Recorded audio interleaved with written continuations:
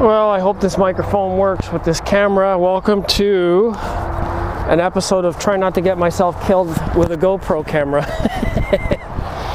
So I got a new microphone for the camera. I don't know if it works well. We're going to do this as an experiment. It may sound weird. I don't know what the video is going to look like.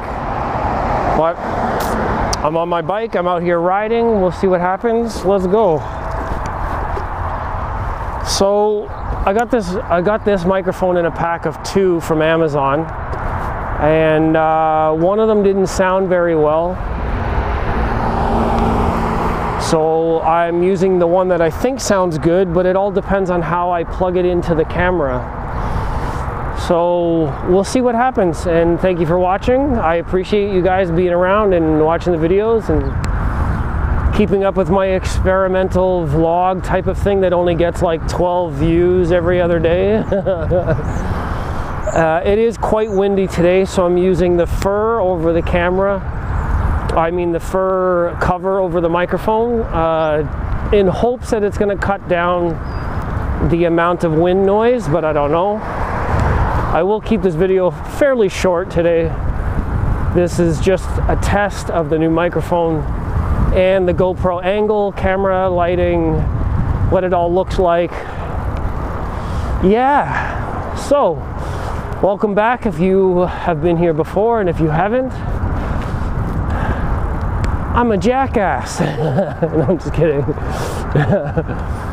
I basically just do this as a journal, as an outlet, as a way to keep in touch with friends, keep up with the interesting media, social commentary. I gotta change my gear. There we go. I gotta fix the bike a little bit. Yeah, so I just talk about random stuff and whatever comes up. I don't want to talk about anything important today, because if the video doesn't work out and the microphone doesn't record, then I'll feel real terrible that I said something interesting to me, at least, hopefully interesting to others, or something I'd like to share, and then I lose all of that discussion point because the microphone was no good. So I'm going to keep it simple and talk about maybe learning experiences. This is something that came up today. It's not important, but I can still talk about it as a point while I'm testing the microphone.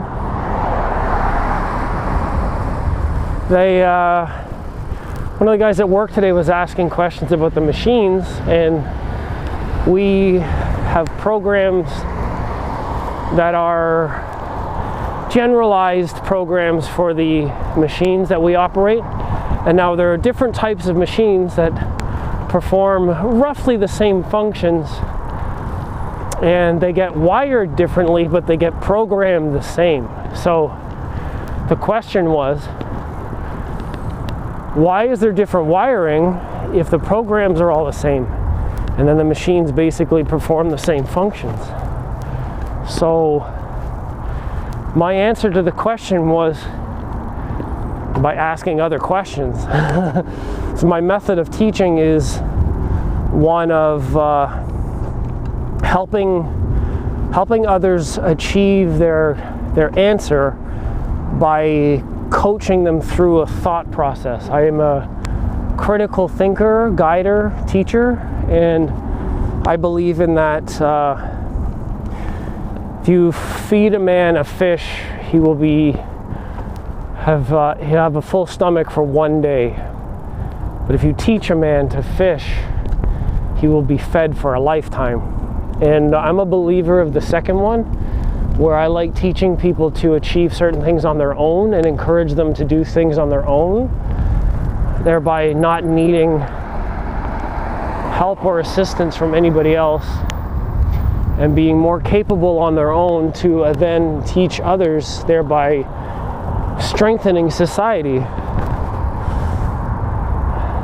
Sounds like an amazing concept to me, so I'm a strong believer in that. And although my method of answering people's questions might be a little bit of a pain in the ass, it's coming from a genuine place of care and a deeper respect and integrity for people, because I don't, giving people the easy answer, depending on what the situation is, like it might call for an easy answer.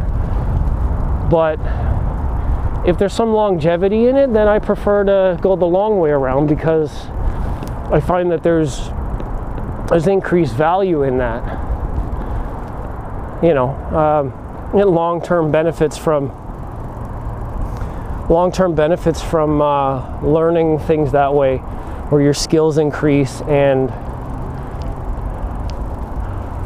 that kind of thing. I think you get the general idea. I don't want to make it a huge talking point. So I was walking through the different factors, the things that he knew, the things that he didn't consider, how they're connected, and then the connection between his direct question and the answer by putting the certain factors in order, and then he could figure it out for himself. It's really rewarding for me as a sort of a teacher type to watch someone come to the answer, and then the joy they feel because they thought through it and they figured it out on their own. And it just seems much more rewarding for people to learn that way. And I think that it's, in some respect or another, I think that it sticks with them. The learning process is more solidified when the work is done on your own, and you get that individual kick of accomplishment. It sticks with you because you know that you did it on your own and you didn't have help doing it. So I think there's a value to that, and I try to maintain that. And it was an interesting moment. I appreciated the question. I'm not always patient enough to do that, so that's something I have to learn, is patience, and recognize that teaching moments and opportunities to help others is always worth something, and I need to allow that moment in my life where I don't always do that. So I thought I was going to keep this video pretty short, and I think that's pretty long enough. Hopefully that microphone works. I'll be really, really upset if the microphone doesn't work. But with that said, I'm gonna stop here for a second so I can actually stop the camera. And I'm sorry that the camera's like in the sun and the lights behind me. I don't know what that's gonna look like. So anyways, till next time.